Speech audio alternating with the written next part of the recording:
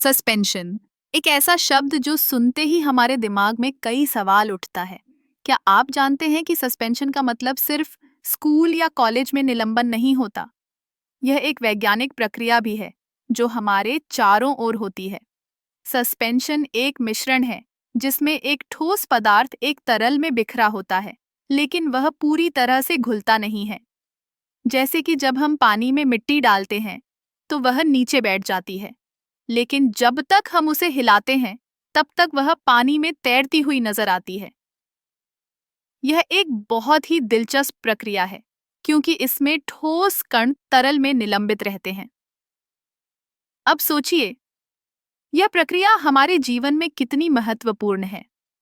उदाहरण के लिए, हम दवाई लेते हैं तो कई बार हमें सस्पेंशन फॉर्म में दवा मिलती है। ये इसीलिए होता है ताकि दवा के ठोस कण धीरे धीरे शरीर में अवशोषित हो सके।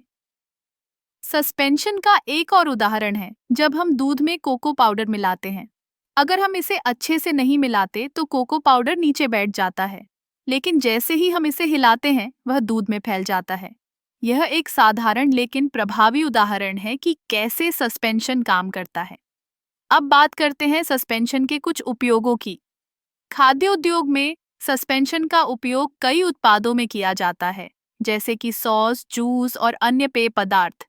यहाँ तक कि कई सौंदर्य उत्पादों में भी सस्पेंशन का उपयोग होता है।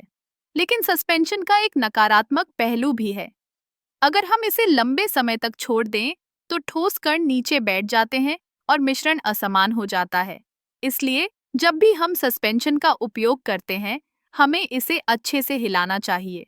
तो अगली बार जब आप किसी सस्पेंशन के बारे में सोचें तो याद रखें कि यह सिर्फ एक निलंबन नहीं है, बल्कि यह एक महत्वपूर्ण वैज्ञानिक प्रक्रिया है जो हमारे जीवन के कई पहलुओं को प्रभावित करती है।